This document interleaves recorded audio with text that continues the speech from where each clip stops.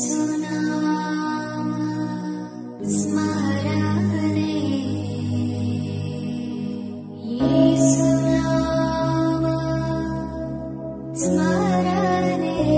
Lord. యేసునామ స్మరణ అనే ఉదయకాల కార్యక్రమానికి మీ అందరికీ ఆహ్వానం. ఈ ఉదయకాలం ఎలా ఉన్నారు? ఈరోజు are you on the verge of giving up something. దేవుడు అంటున్నాడు, ఏం గివ్ అప్ చేయకండి. ఈరోజు వాగ్దానం విందాం. 24 సామెతలు 16వ వచనం. నీతిమంతుడు 7 మార్లు పడినను తిరిగి లేచును. నీతిమంతుడు పడిపోయినా తిరిగి లేస్తాడు.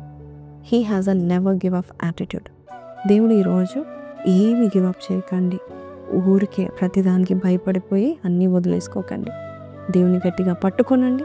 పట్టుకొని బలవంతులుగా ఉండండి.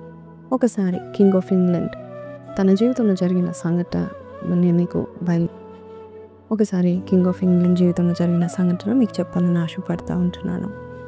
ఆయనకి వ్యతిరేకంగా స్కాట్లాండ్ రాజు వ్యతిరేకంగా యుద్ధంకు ముందుకు వస్తూ ఉంటున్నాడు. అటువంటి సమయంలో ఇంగ్లాండ్ రాజు భయపడిపోయాడు. చిన్న దేశం, చిన్న సైన్యం. అయితే ఆ స్కాట్లాండ్ ఆయన సైన్యం గొప్పది. 6 సార్లు ఆయన చేతిలో ఓడిపోయాడు.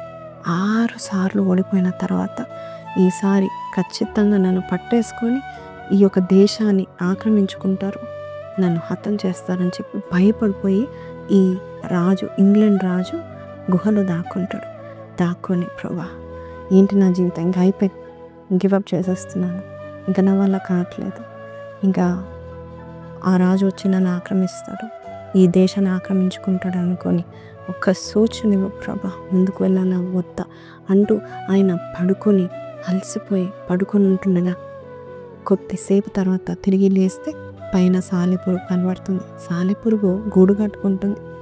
6 సార్లు విడిపోయింది ఆ గూడు. 6 సార్లు పడిపోయింది సాలెపురుగు.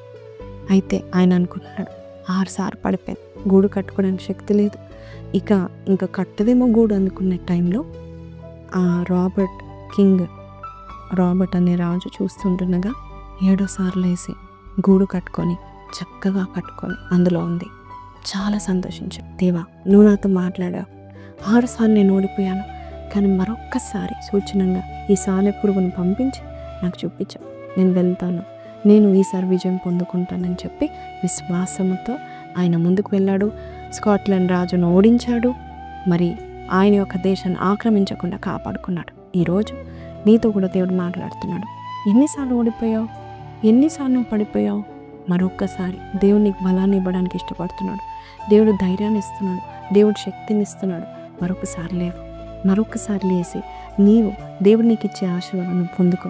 కళ్ళు మూసుకుంటావా? చిన్న ప్రార్థన చేస్తాను, నాతో ఏకీభవించిన ప్రార్థన. పరిశుద్ధుడ, మహోన్నతుడు తండ్రి, ఓడిపోయిన వారిని జయింపచేసే దేవుడు, ఓడిపోయిన వారిని సహితమునైనా లేవనెత్తే దేవుడు, నీ శక్తి, నీ కార్యమును మేము చూస్తకు సహాయం చేయండి.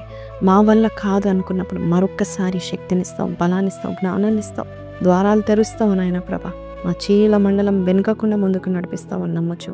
నజరేయుడైన యేసు పరిశుద్ధ నామంలో నాయన ఈరోజు ఎవరైతే ఏకీభవించి ప్రార్థన చేస్తున్నారో వారి జీవితంలో నీ కార్యం వారు చూస్తకు సహాయం చేయమని యేసు నామములో నడుచున్నాం తండ్రి, ఆమేన్.